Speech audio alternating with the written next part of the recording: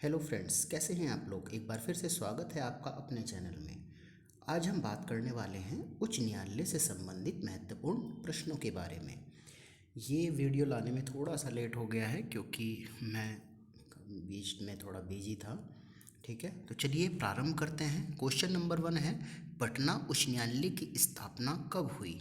तो कब हुई, इसका सही आंसर हो जाएगा आपका ऑप्शन नंबर ए 1916। तो पटना उच्च न्यायालय की जो स्थापना है वो 1916 ईस्वी में हुई।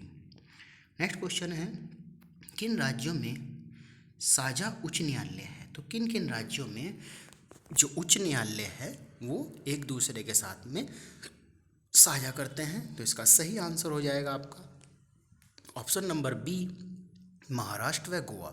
जो महाराष्ट्र और गोवा का जो उच्च न्यायालय हैं वो एक दूसरे को साझा करते हैं। इन दोनों का जो जो ये दोनों राज्य हैं, इन दोनों का जो उच्च न्यायालय है वो एक ही है। नेक्स्ट क्वेश्चन की ओर बढ़ते हैं। क्वेश्चन नंबर 3 है, ओडिशा राज्य का उच्च न्यायालय कहाँ अवस्थित है। तो इसका सही आंसर हो जाएगा आपका ऑप्शन नंबर सी, कटक में। तो जो ओडिशा राज्य है उसका जो उच्च न्यायालय है वो कटक में स्थित है। नेक्स्ट क्वेश्चन की ओर बढ़ते हैं। क्वेश्चन नंबर 4 है, उच्च न्यायालय के क्षेत्राधिकार को घटाने या बढ़ाने का अधिकार किसे है। तो जो उच्च न्यायालय है उसका जो क्षेत्रों का अधिकार है उसको घटाना और बढ़ाने का अधिकार किसे है। तो इसका सही आंसर हो जाएगा आपका ऑप्शन नंबर डी, संसद को। तो यह अधिकार संसद को प्राप्त है। नेक्स्ट क्वेश्चन की ओर बढ़ते हैं। क्वेश्चन नंबर 5 है, उच्च न्यायालय के न्यायाधीशों की नियुक्ति कौन करता है। तो इसका सही आंसर हो जाएगा आपका ऑप्शन नंबर ए, राष्ट्रपति। जो उच्च न्यायालय के जो न्यायाधीश होते हैं उनकी नियुक्ति राष्ट्रपति द्वारा की जाती है। नेक्स्ट क्वेश्चन की ओर बढ़ते हैं। क्वेश्चन नंबर 6 है, उच्च न्यायालय के न्यायाधीशों के सेवानिवृत्ति की अधिकतम उम्र सीमा क्या है। तो उच्च न्यायालय के जो न्यायाधीश होते हैं उनकी सेवानिवृत्ति की अधिकतम उम्र सीमा कितनी है। तो इसका सही आंसर हो जाएगा आपका ऑप्शन नंबर बी, 62 वर्ष। मतलब 62 वर्ष जो है उनकी अधिकतम उम्र सीमा है उच्च न्यायालय के न्यायाधीशों की। नेक्स्ट क्वेश्चन की ओर बढ़ते हैं।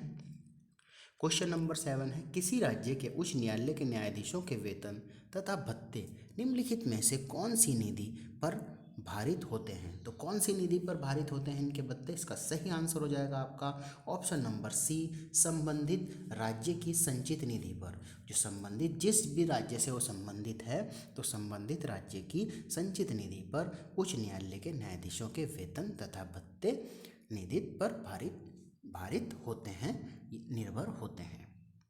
नेक्स्ट क्वेश्चन की ओर बढ़ते हैं। क्वेश्चन नंबर 8 है, उच्च न्यायालय के मुख्य न्यायमूर्ति और अन्य न्यायाधीश कितनी आयु तक पद पर बने रहते हैं। तो इसका सही आंसर हो जाएगा आपका ऑप्शन नंबर डी, हमने पहले भी पढ़ा है 62 वर्ष, 62 वर्ष तक जो उच्च न्यायालय के मुख्य न्यायमूर्ति हैं तथा अन्य न्यायाधीश पद पर बने रहते हैं। नेक्स्ट क्वेश्चन की ओर बढ़ते हैं। क्वेश्चन नंबर 9 है, उच्च न्यायालय के किसी न्यायाधीश की आयु के बारे में उत्पन्न किसी प्रश्न का विनिश्चय कौन करता है। तो उच्च न्यायालय के जो किसी भी न्यायाधीश की आयु के बारे में उत्पन्न किसी प्रश्न, अगर उसकी आयु के के बारे में कोई प्रश्न उत्पन्न होता है तो विनिश्चय कौन करता है इस चीज़ का। तो इसका सही आंसर हो जाएगा आपका ऑप्शन नंबर ए, सर्वोच्च न्यायालय के मुख्य न्यायाधीश के परामर्श से राष्ट्रपति। तो विनिश्चय कौन करता है, ये सर्वोच्च न्यायालय के जो मुख्य न्यायाधीश होते हैं उनकी परामर्श से राष्ट्रपति द्वारा किया जाता है।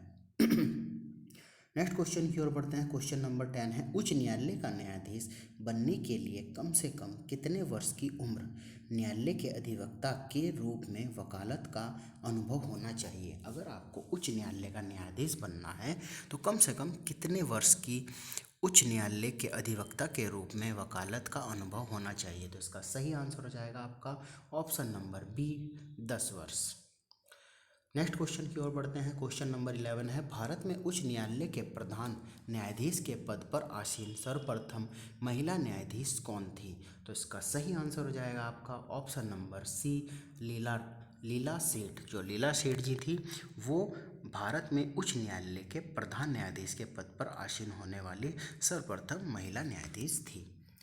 नेक्स्ट क्वेश्चन की ओर बढ़ते हैं। क्वेश्चन नंबर 12 है, भारत के किसी किस उच्च न्यायालय में न्यायाधीशों की संख्या सबसे कम है? तो इसका सही आंसर हो जाएगा आपका ऑप्शन नंबर डी, सिक्किम उच्च न्यायालय। जो सिक्किम का जो उच्च न्यायालय है वहाँ पर उच्च न्यायालय के न्यायाधीशों की संख्या सबसे कम है।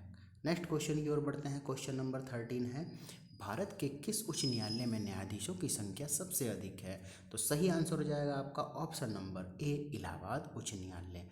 जो इलाहाबाद उच्च न्यायालय है वहाँ पर उच्च न्यायालय में न्यायाधीशों की संख्या सबसे अधिक है और सिक्किम उच्च न्यायालय में न्यायाधीशों की संख्या सबसे कम है। नेक्स्ट क्वेश्चन की ओर बढ़ते हैं। क्वेश्चन नंबर 14 है, भारत के 24 उच्च न्यायालयों में से किसकी स्थापना सबसे बाद में हुई है? तो इसका सही आंसर हो जाएगा आपका ऑप्शन नंबर बी, त्रिपुरा उच्च न्यायालय। जो त्रिपुरा का जो उच्च न्यायालय है उसकी जो स्थापना है वो सबसे बाद में हुई है। ठीक है, नेक्स्ट क्वेश्चन की ओर बढ़ते हैं। क्वेश्चन नंबर है 15, उच्च न्यायालय का न्यायाधीश अपना त्यागपत्र किसको देता है? तो किसको देता है? इसका सही आंसर हो जाएगा आपका ऑप्शन नंबर सी, राष्ट्रपति को।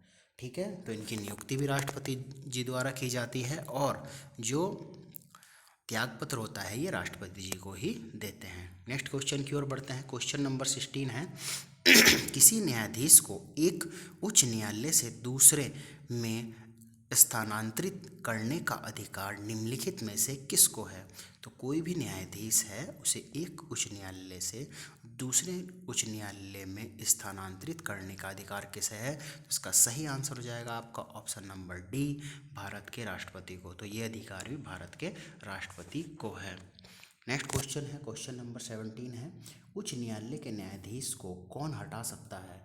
तो कौन हटा सकता है उच्च न्यायालय के न्यायाधीश को? इसका सही आंसर हो जाएगा आपका ऑप्शन नंबर ए, विशेष बहुमत से पारित संसद के प्रस्ताव पर राष्ट्रपति। अगर विशेष बहुमत से पारित संसद के प्रस्ताव पर राष्ट्रपति उच्च न्यायालय के न्यायाधीश को हटा सकते हैं। नेक्स्ट क्वेश्चन की ओर बढ़ते हैं। क्वेश्चन नंबर 18 है, सबसे पहले किस उच्च न्यायालय ने घोषणा की थी कि बंद असंवैधानिक है? जो बंद है वो असंवैधानिक है। किस उच्च न्यायालय ने सर्वप्रथम ये घोषणा की थी? तो इसका सही आंसर हो जाएगा आपका ऑप्शन नंबर बी, केरल उच्च न्यायालय। ठीक है, नेक्स्ट क्वेश्चन की ओर बढ़ते हैं। क्वेश्चन नंबर 19 है, उच्च न्यायालय के न्यायाधीशों के वेतन में कब कमी की जा सकती है? तो इसका सही आंसर हो जाएगा आपका ऑप्शन नंबर सी, वित्तीय आपातकाल। अगर भारत देश में वित्तीय आपातकाल लग जाए तो उच्च न्यायालय के न्यायाधीशों के वेतन में कमी की जा सकती है। ठीक है, कब की जा सकती है? वित्तीय आपातकाल में। ठीक है, नेक्स्ट क्वेश्चन की ओर बढ़ते हैं। क्वेश्चन नंबर 20 है, छत्तीसगढ़ उच्च न्यायालय कहाँ स्थित है? तो इसका सही आंसर हो जाएगा आपका option number D, Bilaspur. Chhattisgarh जो उच्च न्यायालय है वो बिलासपुर में अवस्थित है, स्थित है। नेक्स्ट क्वेश्चन की ओर बढ़ते हैं। क्वेश्चन नंबर 21 है, उत्तराखंड उच्च न्यायालय की स्थापना कहाँ की गई है? तो कहाँ की गई है? इसका सही आंसर हो जाएगा आपका ऑप्शन नंबर ए, नैनीताल में। जो उत्तराखंड का उच्च न्यायालय है वो नैनीताल में स्थापित किया गया है। नेक्स्ट क्वेश्चन की ओर बढ़ते हैं। क्वेश्चन नंबर 22 है, झारखंड उच्च न्यायालय की स्थापना कहाँ की गई है? तो इसका सही आंसर हो जाएगा आपका ऑप्शन नंबर बी, रांची में। तो जो झारखंड का उच्च न्यायालय है वो रांची में अवस्थित है। नेक्स्ट क्वेश्चन की ओर बढ़ते हैं। क्वेश्चन नंबर है आपका 23, मध्य प्रदेश उच्च न्यायालय कहाँ स्थित है? तो मध्य प्रदेश का उच्च न्यायालय कहाँ स्थित है? इसका सही आंसर हो जाएगा आपका ऑप्शन नंबर सी, जबलपुर में। तो जो मध्य प्रदेश का जो उच्च न्यायालय है वो जबलपुर में स्थित है। नेक्स्ट क्वेश्चन की ओर बढ़ते हैं। क्वेश्चन नंबर 24 है, केरल का उच्च न्यायालय कहाँ स्थित है? तो केरल का उच्च न्यायालय कहाँ स्थित है? इसका सही आंसर हो जाएगा आपका ऑप्शन नंबर डी, एर्नाकुलम। तो जो केरल का जो उच्च न्यायालय है वो एर्नाकुलम में स्थित है। ठीक है, एर्नाकुलम में स्थित है केरल का उच्च न्यायालय। नेक्स्ट क्वेश्चन की ओर बढ़ते हैं। क्वेश्चन नंबर 25 है, किस उच्च न्यायालय के सर्वाधिक स्थायी और अस्थायी खंडपीठ हैं? किस उच्च न्यायालय के सर्वाधिक स्थायी और अस्थायी खंडपीठ हैं? तो इसका सही आंसर हो जाएगा आपका ऑप्शन नंबर ए, गुवाहाटी उच्च न्यायालय। तो गुवाहाटी जो उच्च न्यायालय है उसके सर्वाधिक स्थायी और अस्थायी खंडपीठ है। नेक्स्ट क्वेश्चन की ओर बढ़ते हैं। क्वेश्चन नंबर 26 है, भारत के किस संघ शासित क्षेत्र का अपना उच्च न्यायालय है? तो इसका सही आंसर हो जाएगा आपका ऑप्शन नंबर बी, दिल्ली। जो दिल्ली है उसका वो एक संघ शासित प्रदेश है और उसका अपना एक उच्च न्यायालय है। नेक्स्ट क्वेश्चन की ओर बढ़ते हैं। क्वेश्चन नंबर 27 है, निम्नलिखित में से कौन सा उच्च न्यायालय एक से अधिक राज्यों का उच्च न्यायालय है? तो कौन सा उच्च न्यायालय है जो एक से अधिक राज्यों का उच्च न्यायालय है? इसका सही आंसर हो जाएगा आपका ऑप्शन नंबर सी, गुवाहाटी। जो गुवाहाटी का जो उच्च न्यायालय है वो एक से अधिक राज्यों का उच्च न्यायालय है। नेक्स्ट क्वेश्चन की ओर बढ़ते हैं। क्वेश्चन नंबर 28 है, पटना उच्च न्यायालय। तो इसका क्या है ये?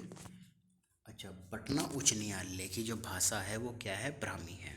ठीक है, तो ये जो सेशन है आपका, आशा करता हूँ आपको ये सेशन पसंद आया होगा। 28 क्वेश्चन में थोड़ा सा कन्फ्यूजन है।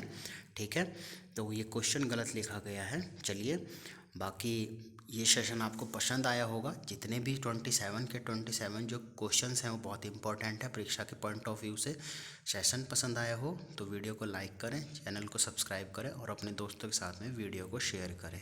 ये क्विक रिवीजन होता है आपका किसी भी टॉपिक को लेके, किसी भी ऑब्जेक्टिव, जो जितने भी ऑब्जेक्टिव क्वेश्चन है, क्विक 10 to 15 मिनट्स में क्विक रिवीजन हो जाता है। और इससे क्या, किसी भी टॉपिक से फिर कोई भी क्वेश्चन नहीं छूटेगा आपका। Thank you.